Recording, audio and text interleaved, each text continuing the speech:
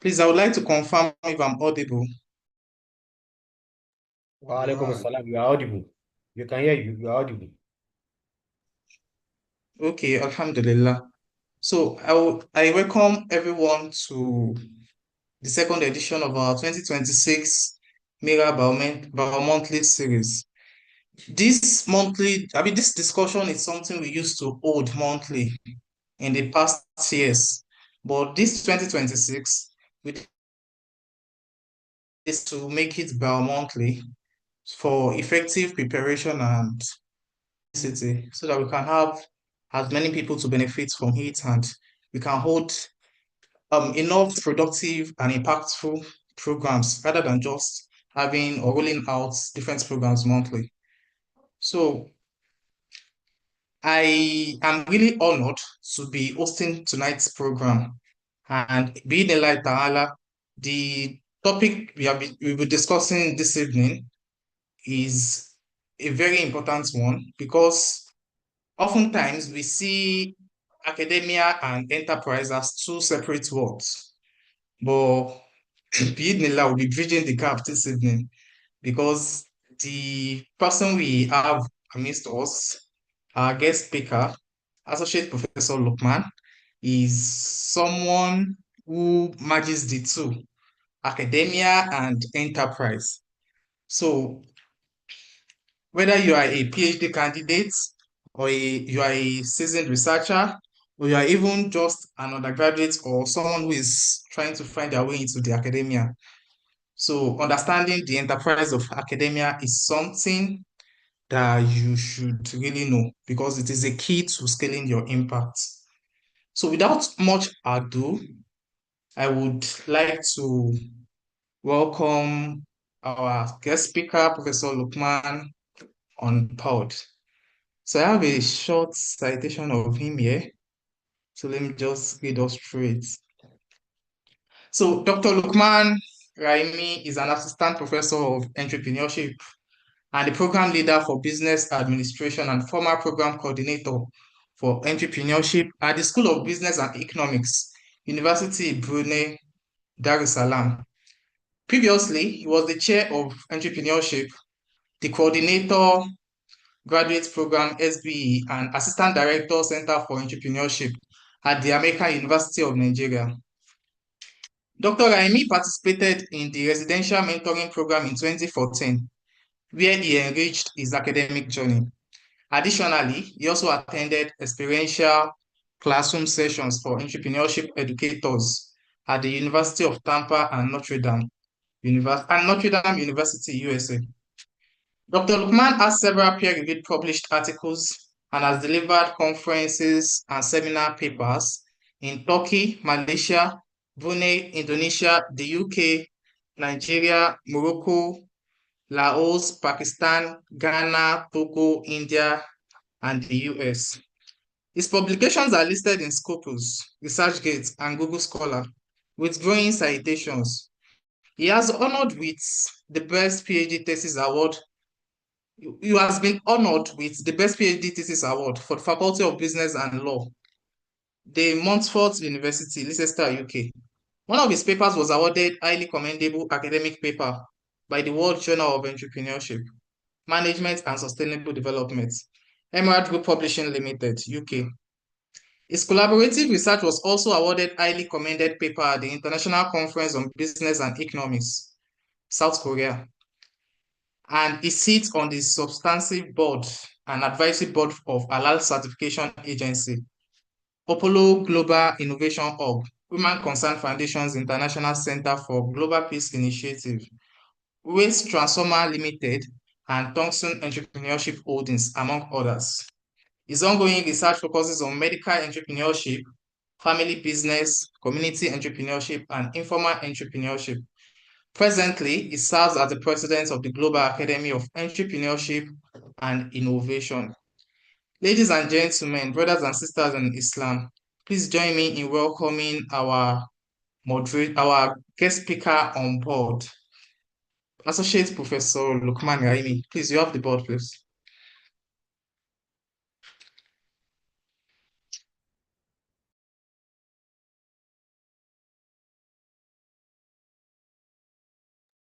Okay.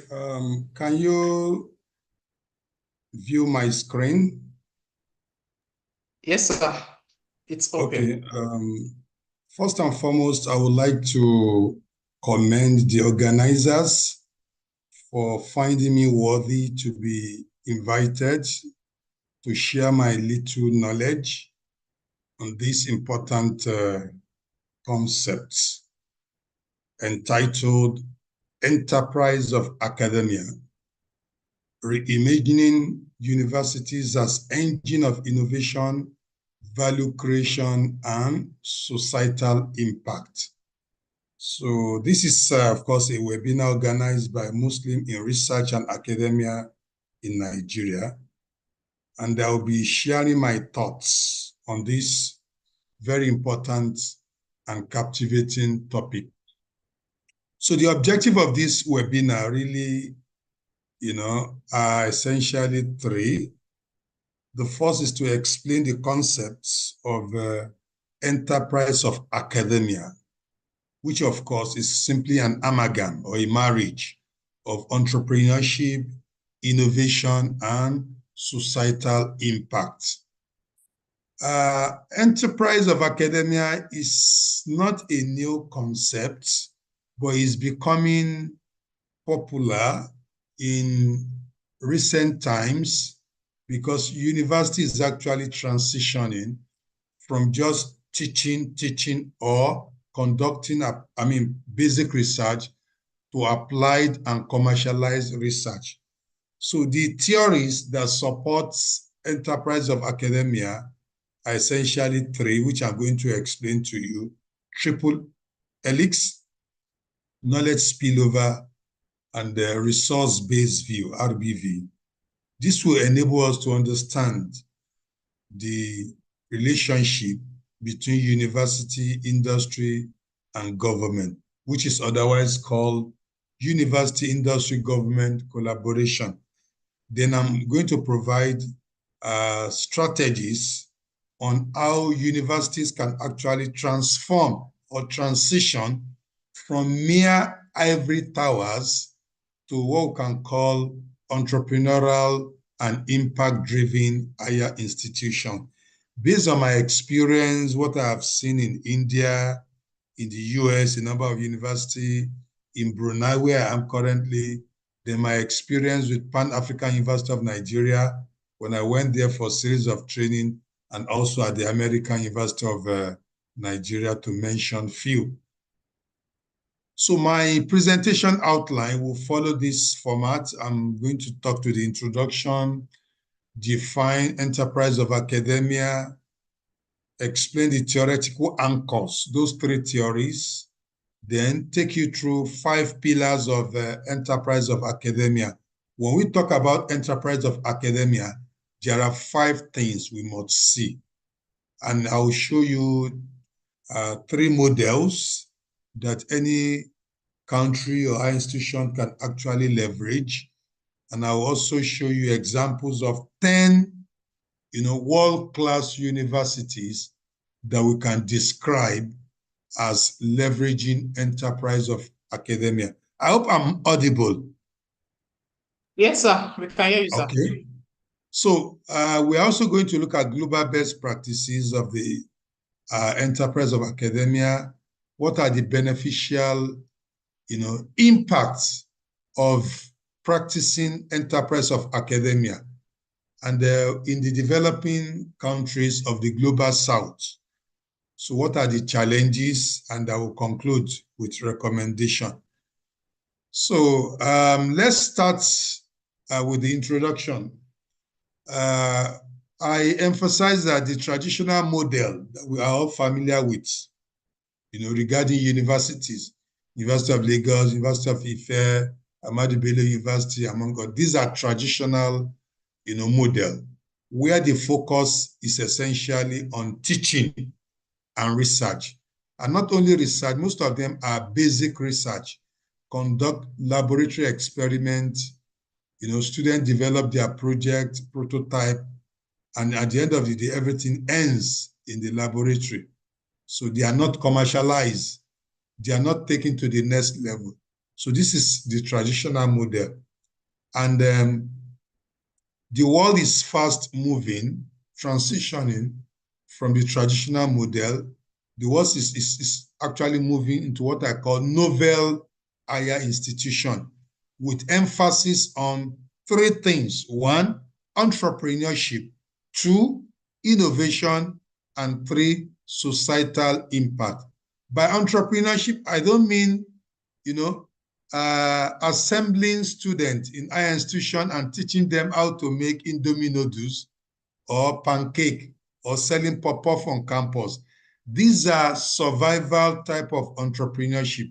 We are talking about entrepreneurship in its unique form, where students are taught how to identify gaps, how to see opportunities within the environment, whether they are in sciences, in technology, in art, in humanity, in management, and they then convert this opportunity into proof of concept that this thing is workable.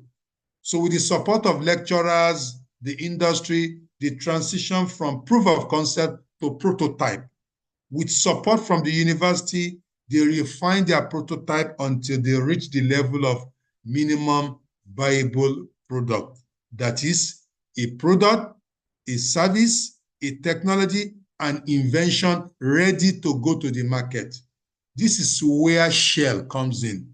This is where, MTN comes in. This is where Cadbury comes in, either to buy that particular minimum viable product or to partner with the university and turn it to another company, which is called spin-off. So the university will be making money, Shell will be making money, MTN will be making money. Students who develop this particular prototype or minimum viable product will be employable, will be shareholders, will be startup owner. And right from the university, they will be making millions and billions of naira or dollars without the university being shortchanged. The professor will smile home, with good money, with equity, among others. So university in the global north, that is in the developed countries, are no longer ivory towers like the ones in Nigeria, but entrepreneurial ecosystem. Why? Because they are acting and reflecting the following. They are knowledge producers, they are value creators, they are innovation factories and hubs, they are economic catalysts, they are, ecosystem drivers. Silicon Valley, they go to some of this university, for ideas. When the universities becomes knowledge producers, industry will see them as partners rather than liabilities. So the question is, how can Nigerian academia transition from knowledge creation alone to value creation? So that is what enterprise academia is all about. Look at this particular image. It's telling you that research should not end in the laboratory of the universities. They must be commercialized. In the good old days, university globally serve as powerful engine of scientific breakthrough. So most of the things we use today, like the automobile, cell phone, electricity, microwave, personal computers, the radio, television, telephone, the video recorders, among others. And all these are actually the outputs of research. And the domain of research is, of course, the university laboratories or private laboratories, which, of course, are driven by professors, knowledgeable people, those who carry out experiments, among others. Automobiles that we all love today, we love cars. To your surprise, it became commercialized only in 1886. So this is telling you that before 1886, humans were actually using donkeys, chariots, oars, mules, among others. And if you don't have all this, you trek. Cell phone that we cannot do without only came up only in 1983. Electricity was in 1873. Microwaves, 1953. Personal computers that we cannot do without only came up in 1975. The radio, 1905. Television, 1876. Telephone, 1870s. And television is just 1926. And the video recorder that we cannot do without today is just 1952. So this is telling you the importance of applied research, moving away from mere experimentation to commercialization of our experiment, our invention, and our innovative capabilities. Therefore, let's now delve into the business of today, enterprise of academia. What does it mean? So a number of scholars provide succinct explanation.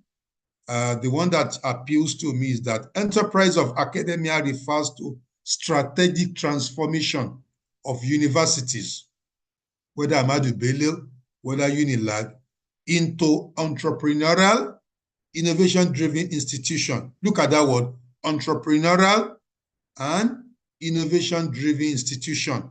Why? For the purpose of creating economic, social, and knowledge-based value. You are not just teaching, but you are turning university to a platform for job creation, wealth creation, opportunity creation. Social in the sense that university becomes a platform where you bring people of like minds, where you generate knowledge, where you disseminate knowledge, where you apply knowledge. This is what social is all about. You bring Shell to campus. You bring Chevron to campus. You bring MTN to campus to conduct research together. The professors and the industry will collaborate to solve social problems, to solve cultural problems, to solve things that are threatening, the lives of humans for the purpose of advancing human society, the knowledge-based value. Not knowledge in its own, sense, but knowledge that will benefit everyone in a mutually, beneficial manner. The industry will make profit, university will make name, they will have invention that they will fall back on, the professors will smile, beyond their salary, they are getting grant, they are getting honorarium. So all these are knowledge-based value. And the enterprise of academia is rooted in 4 things. 1, commercialization of research in 2 ways. University itself will conduct research and commercialize with the support of the industry and government. Then the industry too will come to the university. At today, we have problem. Our factories are not working, or our raw materials are too expensive. Come up with a cheaper one. You can see, university will pitch to the industry will also pitch to the university. Where the university is pitching, at Igbede or new idea, come and buy it, come and collaborate. University will also come, industry will also come. We have problems. We want to reduce waste. We want to cut down cost of production. Give us a better way. So, but most of us, when you talk about pitching, it is only university that pitches to the industry. No, it should be a two-way communication. Industry will also pitch, solve this problem from us. Instead of us importing from US, China, why can't we do it at home? Unilag, this is $1 billion, come up with a very good prototype for our own use. That is commercialization. Another one is startup incubation.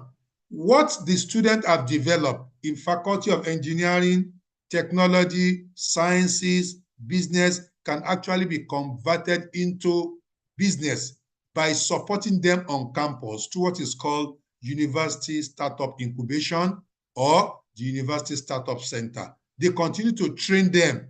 Those in the university, management sciences, accounting, will teach them business plan. Those in engineering will teach them design, prototyping, among others. Those in Faculty of Art will teach them packaging, aesthetics, among others.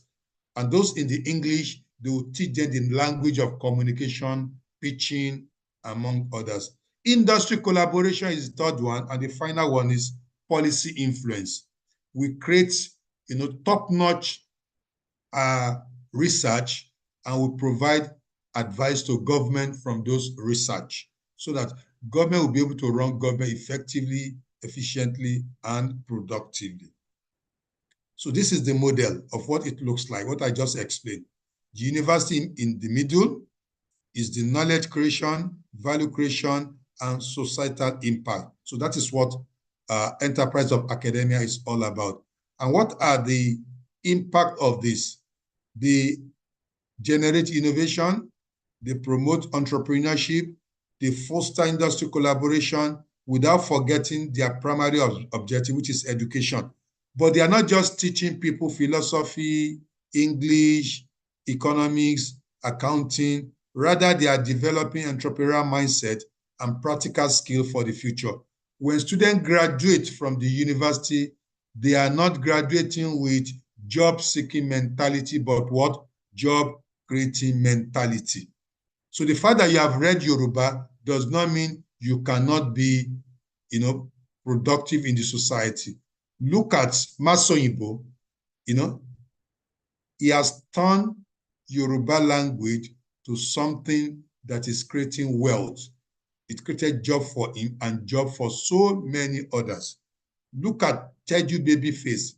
Look at what he has turned education to, and several others who have created e-commerce platform, and they are generating millions of dollars. Some of them read English, some read philosophy.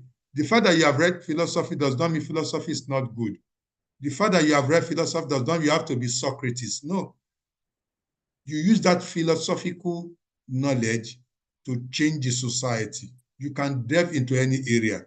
And more importantly, university becomes a platform for commercialization, transform research into product, services, patent, and startup. And more importantly, wherever university is domiciled, they must provide social and economic impact. They drive economic growth, job creation, and they promote sustainable development. So that is what enterprise of academia is all about, for those who do not know. And what are the theories that support this? Basically, three: triple helix, although triple helix has also been reformed to quadruple helix. Triple helix simply means there's a marriage of three important entities in the business of knowledge generation, knowledge application, and knowledge dissemination. So university becomes co-creator of knowledge or innovation, not just educator alone. They collaborate with the following: the universities, the industry, and the government. So under the quadruple helix, we add the community. The Makoko community is important to Unilag. If Unilag is just generating knowledge, applying knowledge without solving the problem of the Makoko people, Abule Jisha people, Akoka people, then there won't be social and economic impact. So that is why people promote triple helix and quadruple helix. The third one is knowledge spillover theory of entrepreneurship, which simply means universities are now value creation, where knowledge spills over into entrepreneurial ventures. Our laboratories in the university should not just be used for teaching alone. They should be income-generating laboratories. People should come from outside to come and conduct, tests, diagnostic tests on campus. And those technologies will man our laboratory in Unilag, either medical laboratory, science laboratory, physics laboratory. They will be raking in income. From that income, they will not wait for government, to give them money to buy consumables, to buy chemicals, to maintain the laboratory. You need all this to support the functioning of the university. The professor will not be looking wretched because the university itself is not a factory. You are spilling over the knowledge into entrepreneurship. And to do this creatively, university will create startups. On campus, you see businesses, you see SMEs, and you see industries. And the last one is resource-based view. which simply says university should leverage their intellectual capital, that is the knowledge of the professors and the researchers, the human talent, all the non-teaching staff on campus, and their network in Shell, Chevron, into strategic resources to generate competitive advantage, economic benefit, and societal impact. So look at our professors. They are intellectual capital and they are underutilized. Look at the researchers. Look at the students. So all these are economic assets that can be used productively, efficiently, and effectively beyond teaching alone.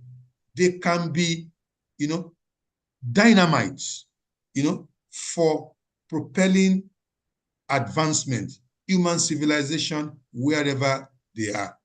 For instance, most of you who have read about option A4. Option A4 is a unique way of voting. It was developed by a professor, Professor Humphrey Nwosu, and it worked. It worked in Nigeria, but those who rig election, they don't like it, so they destroyed that particular principle. So this is to tell you that professors are intellectual assets. So what are the 5 pillars of enterprise academia? So the first one is teaching enterprise. So when we teach English, mathematics, philosophy, religious knowledge, whether Islamic or Christian religious knowledge, we should embed entrepreneurship education, embed entrepreneurial mindset in our curricula. When you teach, you should teach entrepreneurial mindset. You should teach students to be able to identify opportunities. You should teach students to be able to create opportunity where none exists. You should create, enable environment for students to be able to think creatively, act creatively, so that when they graduate, they will create so many masoyibo. When they graduate, they'll be able to create so many jobs for themselves rather than looking for job. The second one is research commercialization. All the projects, innovation, invention created by students should not end up in the laboratory or in the archive. They should be patented. They should be licensed. They should be converted to spin-off. Spin-off simply means you create new business out of existing businesses. UNILAG can have 100 businesses created by different departments to generate funds for UNILAG. Many of them will be on campus, some will be outside campus, but money will be coming in every day. That is spin-off. Academic entrepreneurship. The lecturers, students themselves, apart from being scholars, they should also be making money. That is what academic entrepreneurship is all about. Faculty launching ventures. Professors looking wretched, researchers looking wretched, doctors in our teaching hospital, UNILAG, you call it this university teaching hospital, either the one of LASU or the one of UNILAG, those lecturers may have their own private clinic without jeopardizing the ones of the teaching hospital. Why? Because they are academic entrepreneurs. Lecturers who are teaching law should also have their chambers run by people for them outside. Then they go there in the evening. Lecturers who teaches in Faculty of Technology, they should have, stake in some technology-driven enterprise outside the university. So this is what academic entrepreneurship is all about. Then students themselves, after graduating, their final year project should be turned to small business that will drive innovation, that will drive the ecosystem, such that they become job creators rather than job seekers. Then the fourth one, university itself must collaborate with the industry. Periodically, people should come from the industry to come and deliver lecture. They call them professor of practice. Then our professor in the UNILAG should also go to Shell, MTN for sabbatical to teach those in the industry. This is what is called town-gown relation. Town simply means Igboro, those in the industry. Gown simply means those in the university. Town-gang collaboration or linkage simply means we exchange ideas. Some of our theories in the university, you sell them to the industry. And those industry who are already very current, they bring some of their practice to the university. So our university will be teaching both theory and practice. The industry will not only be promoting practice, they will also be grounded in theory, such that will lead to joint research, consultancy, and internship that is going to drive the society. Then finally, item 1, 2, 3, 4 will now snowball into what is called innovation and incubation ecosystem, where you have innovation hubs within campus, outside campus, you have science park within campus and outside campus, and you have so many accelerators. Accelerators are platforms where they train students with business idea to quickly accelerate their business idea in order to become another Dangote or $10, and so on and so forth. So this is what 5 pillars of enterprise of academia is all about. Then, what are the models that we can follow? There are 3 types: Unilag, ABU, LASU, Yabatech. You can pick any one you like. The first one is entrepreneurial university model. The second one is civic university model. And the third one is digital platform university. So let's see what each means. The first one, which is the most popular, is entrepreneurial university, which simply represents transformation model in which university evolve, transition from traditional centers of teaching and research into proactive agent of economic and societal development, which is what we have been explaining, is the most popular. So here, university actively pursue knowledge capitalization. You are not just teaching, you are commercializing what is being taught, and you are applying what is being taught in the Faculty of Management, Art, Engineering. We are looking at turning our ideas to money, to solving problems, to creating jobs for people, in bringing money. All our prototype, our business model, our minimum viable product, we are pitching them to industry, Shell, Chevron, MTN, either to buy them outrightly, pay us $2 million, or to collaborate in joint venture, or we license it to them for a certain number of years. So all these are what entrepreneurial university is all about. Because of time, let's go to civic university. The civic model is also good, which emphasizes the role of universities as engaged institutions that serve society beyond academic boundary. We become consultant.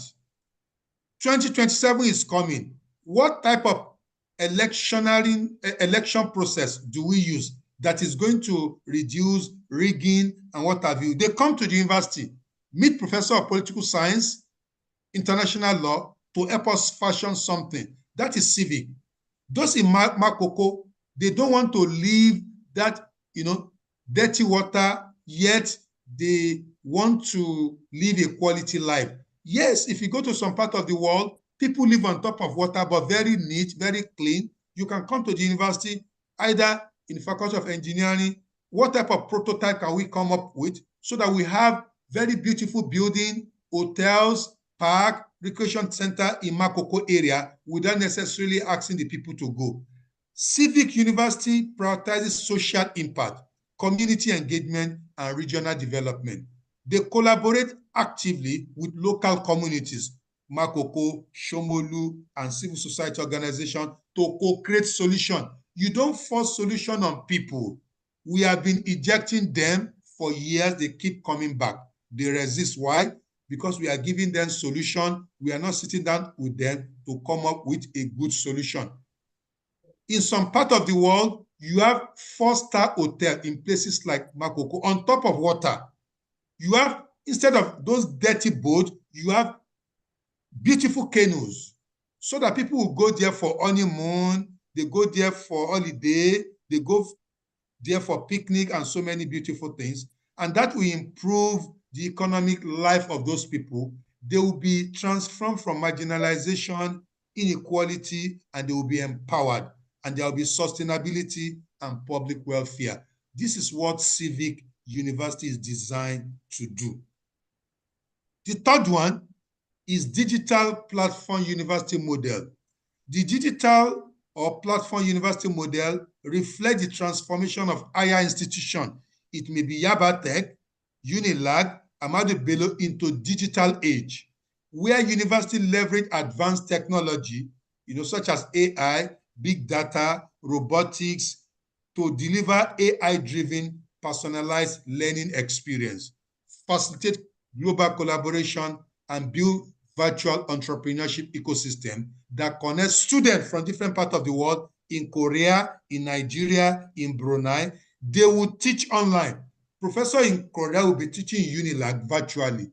Unilag professor will be teaching those in Korea virtually. So many people will be on our degree program without necessarily stepping, their feet in Unilag, and they will be learning either synchronously or asynchronously, and they are going to be using state-of-the-art technology that will make them useful, productive, efficient, and change maker or business-focused entrepreneurs.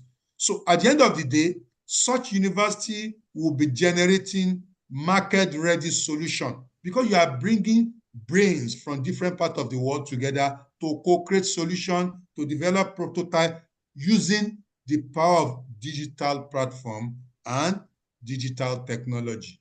So irrespective of whichever one you want to leverage is still important. So I've been mentioning commercializing or commercialization.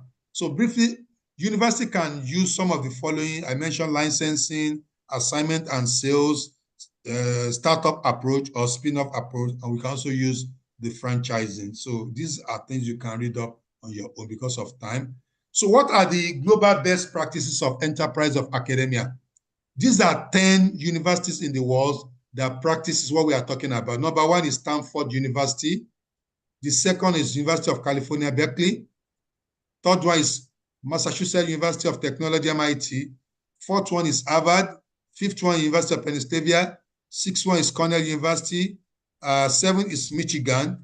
Eight is Tel Aviv University in Israel. University of Texas, number 9. And University of Illinois, number 10. Why are they enterprise of academia? These are universities. Look at the third column.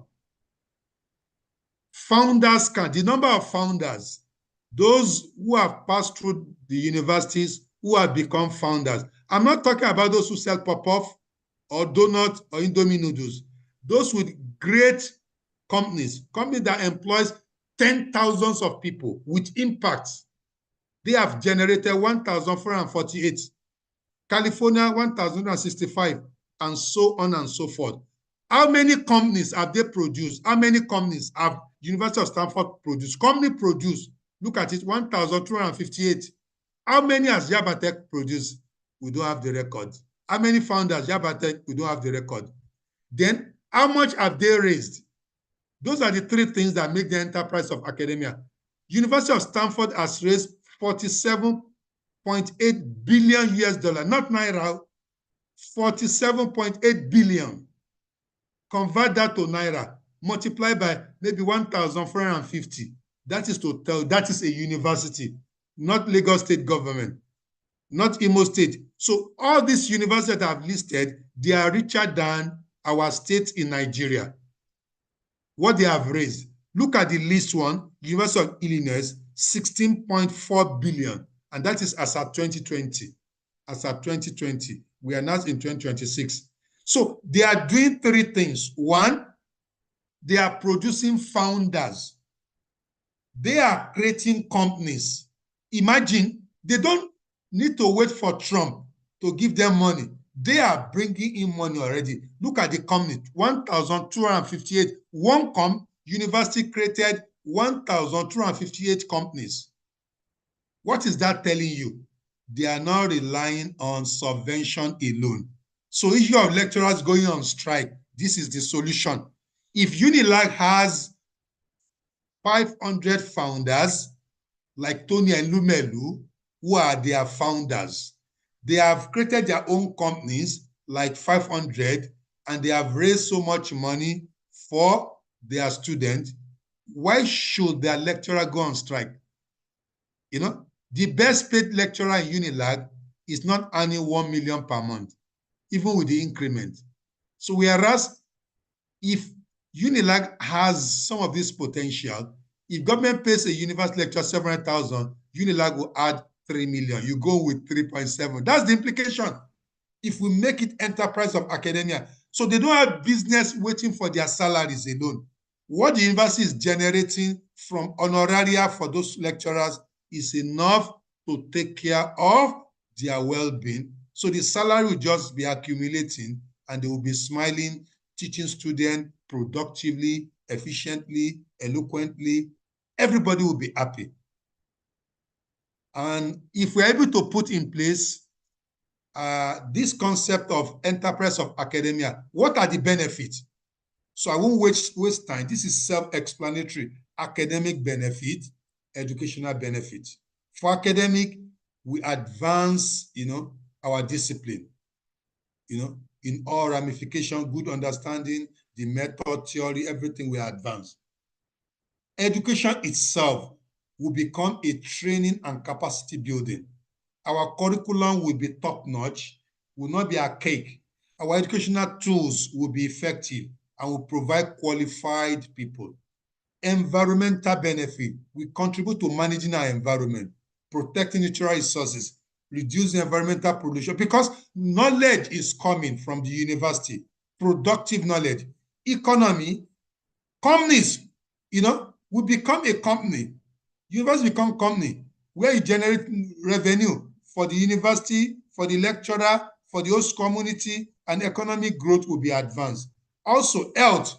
University will contribute to public health. We have LASU, we have OATH, we have University Teaching Hospital, Unilag Teaching Hospital. They will contribute to public health. Life expectancy will increase from their research. Health-related quality of life will be enhanced because of the output of our research, applied research, prevention of illness, and reduced health inequality from enterprise of academia. Technologically, today people are talking about artificial intelligence. It came up from the university. It's a contribution to creation, improvement of product, prototype, minimum viable product, and commercialization. Also, politically, university will contribute to how policymakers act. All the lawmakers of Unilag, of Lagos State, of Imo State, they'll be going to university for inspiration, for knowledge. We are dry, we need more knowledge.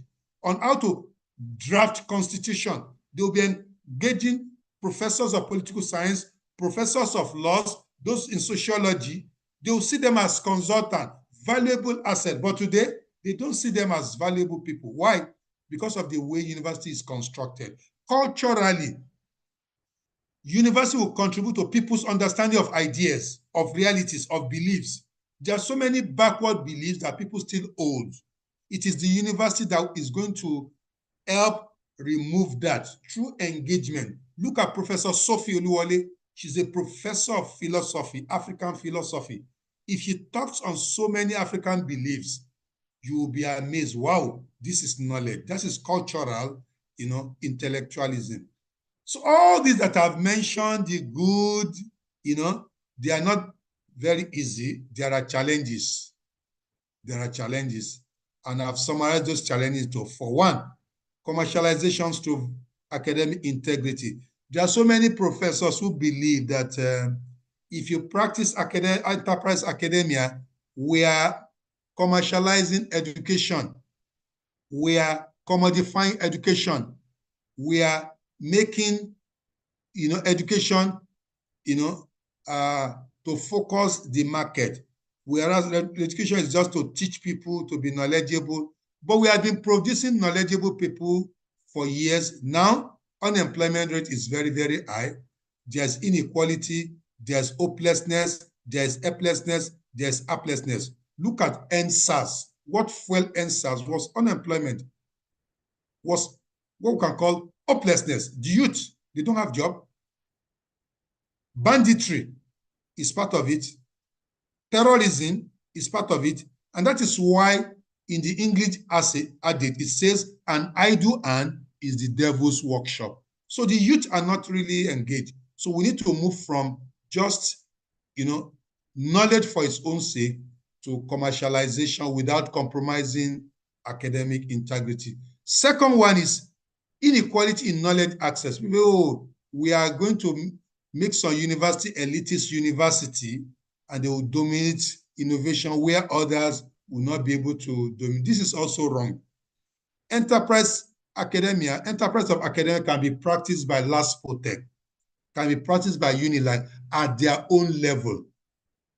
It's just a matter of look for your own ecosystem, develop your own ecosystem, bring together your own actors. UNILAG will collaborate with all the industry within UNILAG, and they are going to use their alumni to reach them, all the banks who are friends of UNILAG, all the research institutes who are friends of UNILAG. You come together and create your own ecosystem and support system without, leaving behind other institutions around, like a Federal College of Education, Jaba College of Technology, because they are still within your ecosystem. So the argument of inequality does not really arise. 3, weak institutional ecosystem in developing countries. People did believe that all that we are saying about, Harvard, Stanford, our own ecosystem is weak. Yes, it is weak, but we will build it. Compare UNILAG with some other university. UNILAG can, has access to so many rich people, CBN, and what have you. So create your own institutional ecosystem and leverage that particular ecosystem for funding, for research, for development, for building enterprise of academia. And finally, cultural resistance in academia. So many old school professors, they are resisting. Even teaching entrepreneurship. So why do you have to teach those in engineering entrepreneurship? We don't want to turn them to business people. We want them to remain engineers, but they have forgotten that every discipline has the commercial side. If you don't teach the commercial side, your engineering student will not become Bill Gates. They will not become another late Steve Jobs. They will not become Elon Musk. They will not become Richard Branson. So we teach only the academic. We have forgotten the enterprise, the business aspect. So they are insisting that we must teach the traditional role alone, teach them everything about architecture without, the business side. If you don't teach the business side, they will graduate and they will be looking for a job as architect. Whereas architecture as a discipline, you don't need to look for a job. You should be Well creators done, of sir. jobs. Thank you so much, sir. So You finally, can please start rounding up, sir.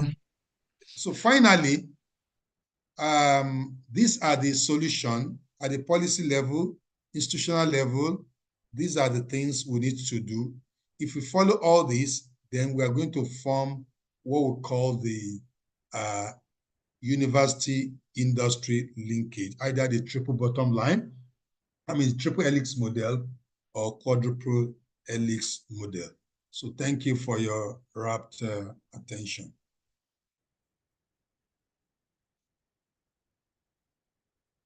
Mashallah, tabarakallah. Thank you so much for such a wonderful presentation. Jazakumullahu khairan. We really learned a lot.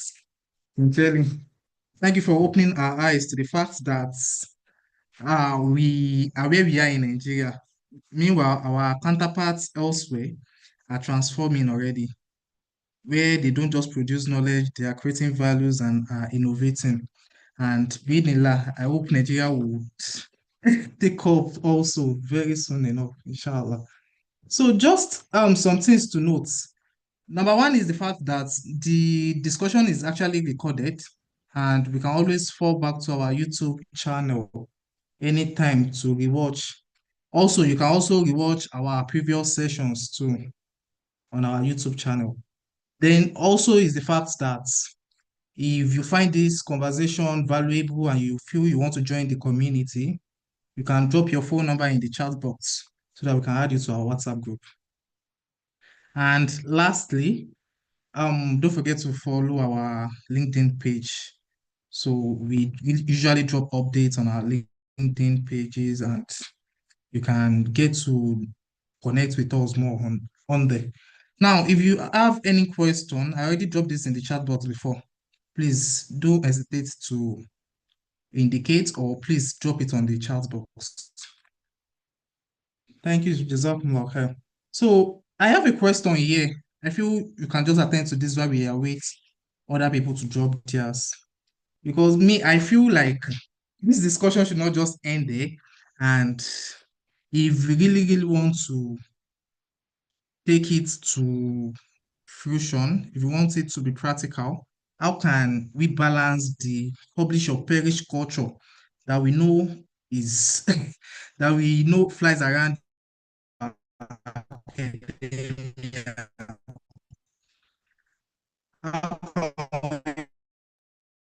Hello?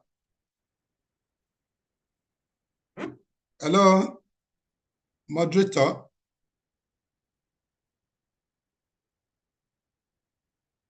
Yeah, somebody said can you hear me? Yes, we can. Yes, we can Okay, hear you. from Mordia, she said, but as you said, in contexts where university system face funding challenges like in Nigeria, how can students and researchers realistically drive enterprise themselves without relying heavily on institutional structure? Yeah, for students and lecturers who want to do it alone, it simply means you have to be proactive. There are so many opportunities online for seminars, for learning new tools, for collaborating with people from other parts of the world. So many. By the time you equip yourself with market relevant skills, you are attending webinar, online with people from other parts of the world, you get known and they start sponsoring you for workshop, for conferences, and then at times for joint projects. Beyond theoretical, project, you can develop prototype. You may even be invited to join board of certain enterprises.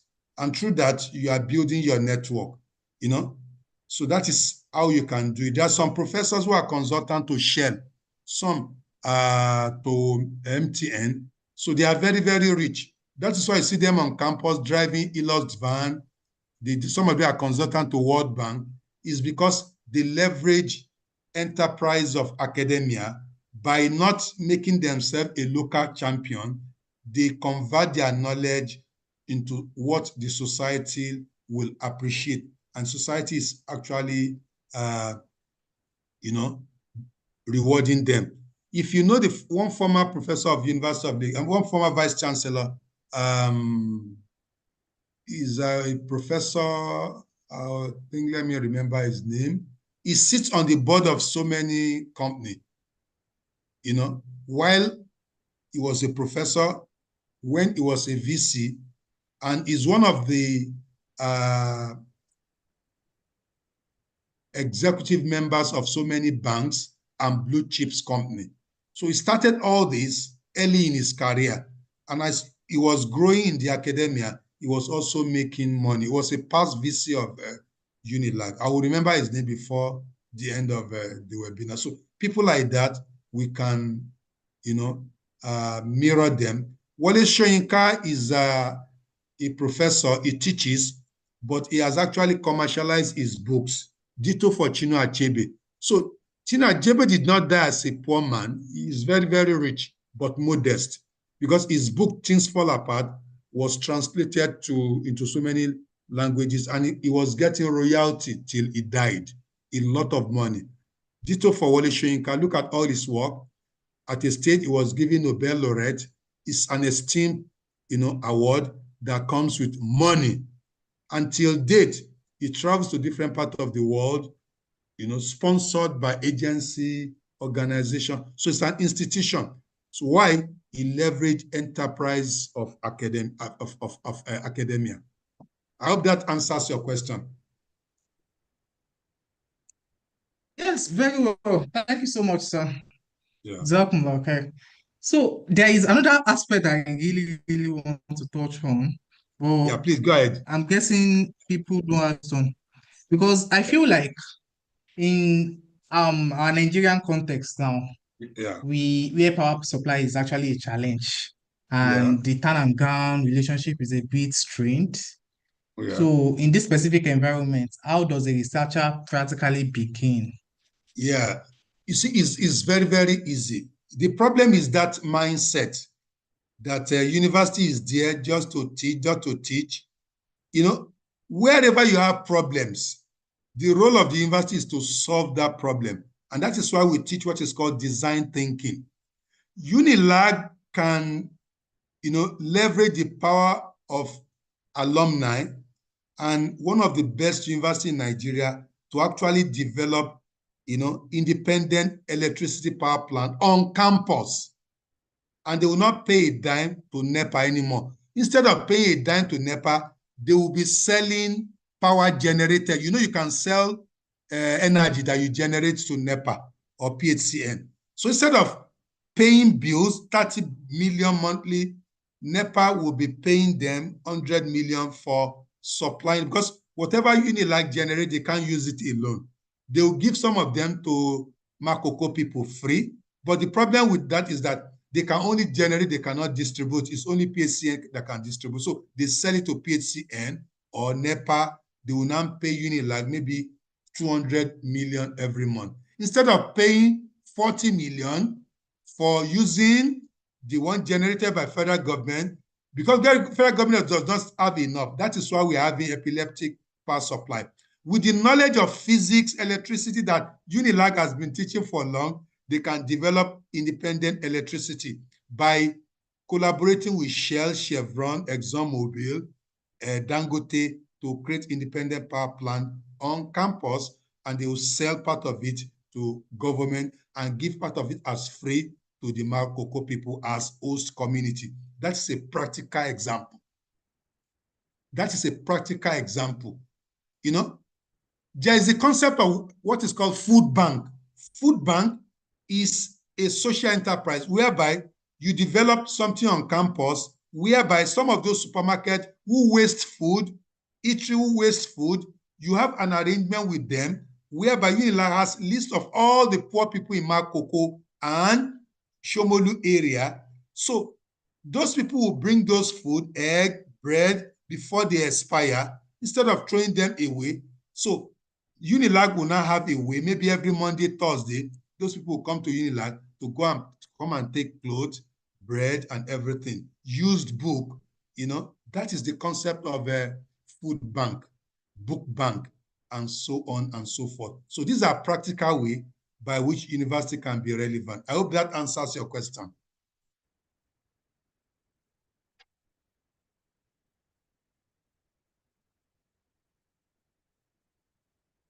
Okay, any more question? The platform is quiet.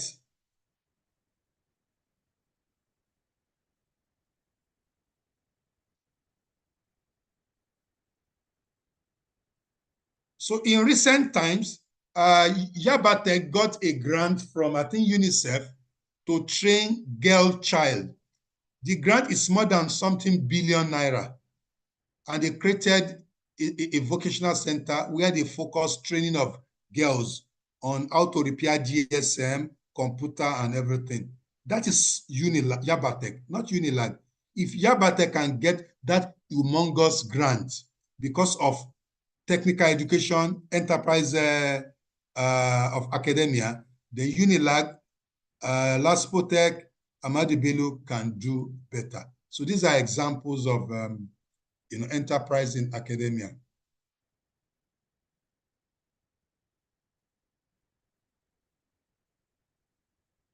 Any more questions before we call it a day?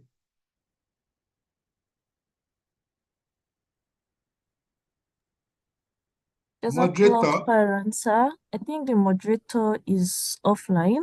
is offline, okay? Yes. Okay. Usman is back. So is there any other question? Because Prof needs to go and rest. I think it's very late in It's where late. he It's is. actually, I joined at 3 a.m. Yes. 3 a.m. So I need to Yes. sleep a little bit. Yeah, Jazakallah khairan, I think Prof. I think we can end it. Usman, I think we can end Okay. today's session now. So I believe it's a better place to draw the curtain, truly.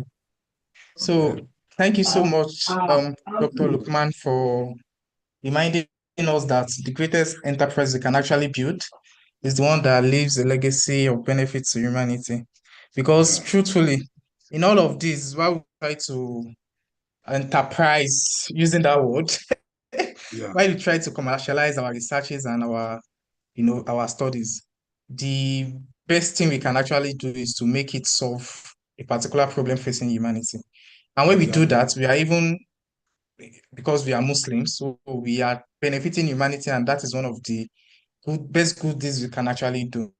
So thank you so much for showing us that our certificates are not just credentials. They are assets that we can actually deploy. Jazakumullah khairan.